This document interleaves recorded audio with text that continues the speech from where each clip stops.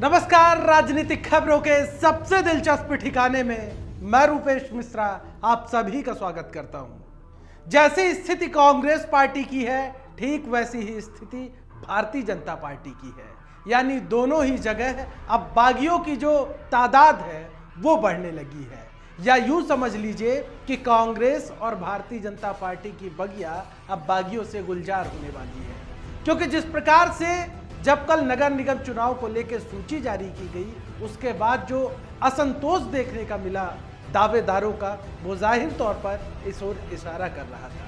साथ ही साथ देखिए कि नेताओं के लिए टिकट कितना मायने रखता है, और जब टिकट कटा तो कैसे नेता दहाड़े मारकर रोने लगे। देखिए हमारी खास रिपोर्ट। गौर से देखिए नेताजी को कैसे दहाड़े मार मार कर रो रहे हैं। मलाल कुछ और नहीं बल्कि इस बात का है कि इनका टिकट ही काट दिया गया, और नेताजी का टिकट कटे तो आंसुओं की धार निकलना तो लाजमी है।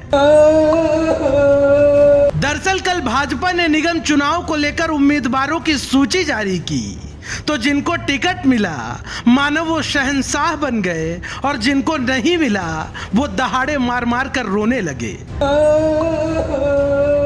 आपको बता दें कि ये नजारा भाजपा मुख्यालय का है, जहां टिकट कटते ही नेताजी अपने समर्थकों के साथ पहुंच गए और फिर देने लगे दुहाई कि क्या क्या नहीं किया पार्टी के लिए, फिर भी टिकट काट दिया गया। मंडल का उपाध्यक्ष हूँ और प्रदेश महामंत्री के पद पर काम कर रहा हूँ। 24 घंटे क्षेत्र में इतने काम करवाया, और सांसद साहब को और विधायक को दोनों को पता है। आपको बता दें कि भाजपा प्रत्याशियों की सूची जारी होते ही पार्टी मुख्यालय में लोगों का हुजूम उमड़ पड़ा।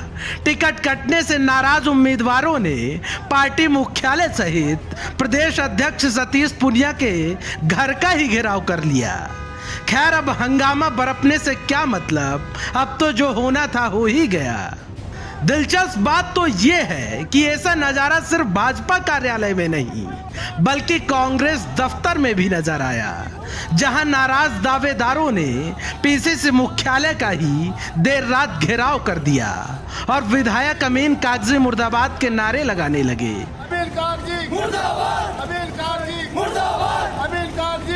आपको बता दें कि नगर निगम चुनाव में सूची जारी होने के बाद सोशल मीडिया में इस बात की चर्चा भी जोर पकड़ रही है कि चाहे जोधपुर हो या फिर जयपुर, वहां पायलट के कट्टर समर्थकों की जानबूझकर टिकट काटी गई है।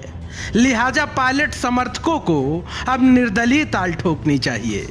कुल मिलाकर इतना समझ लीजिए कि भाजपा हो या फिर कांग्रेस, दोनों ही जगह जूतम पैजार की स्थिति बन चुकी है, और अब दोनों ही दलों में बागियों की बगिया गुलजार होने वाली है।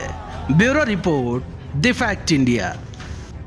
तो देखिए आपने हमारी खास रिपोर्ट कि नगर निगम चुनाव को लेके आज नामांकन का जो वक्त था वो पूरा हो गया है। नामांकन प्रक्रिया अब खत्म हो चुकी है।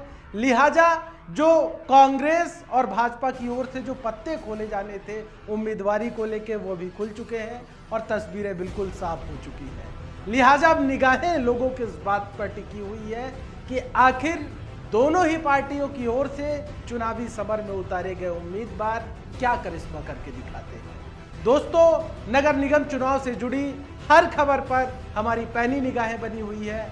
हर बड़ी अपडेट आपके समक्ष लेकर हाजिर होते रहेंगे। तब तक के लिए नमस्कार।